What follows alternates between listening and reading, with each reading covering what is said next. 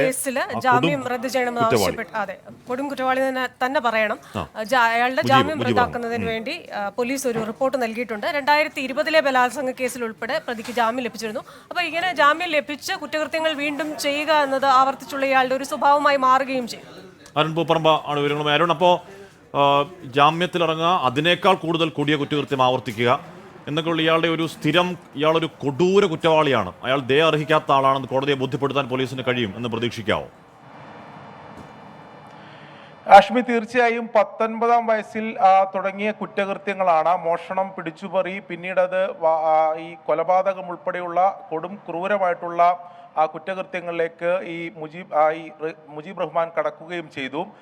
അതിൽ പോലീസിന്റെ പല ഘട്ടങ്ങളിൽ പോലീസ് ഇയാളെ അറസ്റ്റ് ചെയ്യുകയും പിന്നീട് ശിക്ഷിക്കപ്പെടുകയൊക്കെ ചെയ്തിരുന്നെങ്കിലും പിന്നീട് പുറത്തിറങ്ങി സമാനമായ കുറ്റകൃത്യങ്ങളിൽ ഇയാൾ ഏർപ്പെടുന്ന സാഹചര്യമാണ് ഉണ്ടായത്. 2020 മുത്തേരിയിൽ ഈ വയോധികയെ കെട്ടിയിട്ട്, ഓട്ടോറിക്ഷയിൽ വെച്ച് കെട്ടിയിട്ട് പീഡിപ്പിക്കുന്ന സാഹചര്യം ഉണ്ടായത്. ആ ഘട്ടത്തിൽ ഇയാൾക്ക് വേണ്ടത്ര ശിക്ഷ ലഭിച്ചില്ല എന്ന പരാതി കഴിഞ്ഞ ദിവസം ഈ അതിജീവിത അത്തരത്തിൽ പ്രതികരിച്ചിരുന്നു.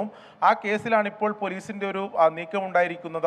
അതിൽ ജാമ്യം റദ്ദ് ചെയ്യുന്നതിന് വേണ്ടി പോലീസ് ഇപ്പോൾ താമരശ്ശേരി കോടതിയിൽ റിപ്പോർട്ട് സമർപ്പിച്ചിട്ടുണ്ട്.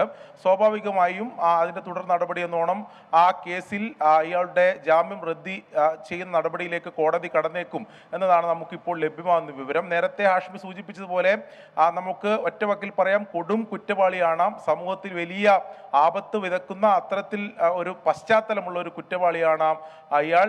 അതുകൊണ്ട് തന്നെ എന്തുകൊണ്ടാണ് പോലീസിന് ഇയാളെ കൃത്യമായി നിരീക്ഷിക്കാൻ സാധിക്കാത്ത ഉൾപ്പെടെയുള്ള ചോദ്യങ്ങൾ നേരത്തെ തന്നെ ഉയർന്നിരുന്നു.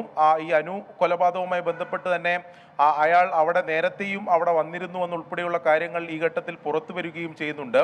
എന്തായാലും ഈ അനു കൊലപാതകവുമായി ബന്ധപ്പെട്ട് അയാളെ കൂടുതൽ ചോദ്യം ചെയ്യുന്നതിന് വേണ്ടിയാണ് പോലീസ് ഇപ്പോൾ കടക്കുന്നത്. 4 ദിവസത്തെ കസ്റ്റഡിയിലാണ് ഇപ്പോൾ, പോലീസ് കസ്റ്റഡിയിലാണ് ഉള്ളത്. ഇപ്പോൾ കൂടുതൽ തെളിവെടുപ്പ് നടത്തേണ്ടതുണ്ട്.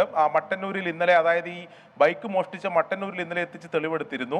ഈ ക്രൈം സ്പോട്ടിൽ എത്തിച്ച് തെളിവെടുക്കുക എന്നുള്ളതാണ് പോലീസിന് മുമ്പിൽ ഏറ്റവും പ്രധാനപ്പെട്ട കടമ്പ. അത് വലിയ പ്രതിഷേധത്തിന് സാധ്യതയുണ്ട്. ആ നാട്ടിലാകെ വലിയ ഒരു ജനവികാരം അല്ലെങ്കിൽ വലിയ ആശങ്ക ജനങ്ങളെ സംബന്ധിച്ചിടത്തോളം ഉണ്ട്. ആ നാടിനെ ആകെ നടുക്കിയ ഒരു കൊലപാതകമാണ് ഉണ്ടായിട്ടുള്ളത്. അതുകൊണ്ട് തന്നെ കൃത്യമായ സുരക്ഷാ ക്രമീകരണം ഒരുക്കി മാത്രമേ ക്രൈം സ്പോട്ടിലുള്ള തെളിവെടുപ്പ്. ഇതുപോലെ സമാനമായ ഒന്നല്ല, പല കേസുകൾ പ്രതിയായ ഒരാൾ ഇതുപോലുള്ള ഒരു വിഷജന്മം എങ്ങനെയാണ് നാട്ടിൽ വിഹരിക്കാൻ ഇടയായത് എന്നതിനെക്കുറിച്ച് പോലീസ് കുറച്ചുകൂടി വ്യക്തതയോടെ മറുപടി പറയേണ്ടി വരും. മാത്രമല്ല, ഇനിയും ഇത്തരം വിഷജന്മങ്ങൾ നാട്ടിൽ നമ്മളൊന്നും അറിയാതെ വ്യവഹരിക്കുന്നുണ്ടോ, അങ്ങനെ നടക്കുന്നുണ്ടോ എന്നതുകൂടി അറിയേണ്ടതുണ്ട്. എന്തായാലും അയാൾ പുറത്തിറങ്ങി വീണ്ടും ഒരു സംഭവത്തിലേക്ക് എത്തിയ സംഭവം അങ്ങേയറ്റം ദൗർഭാഗ്യകരമാണ്. ഇനി അയാൾ അത്തരമൊരു കുറ്റകൃത്യം ചെയ്യാൻ പുറം ലോകം കാണാതിരിക്കട്ടെ എന്ന് ആഗ്രഹിക്കാൻ കഴിയും.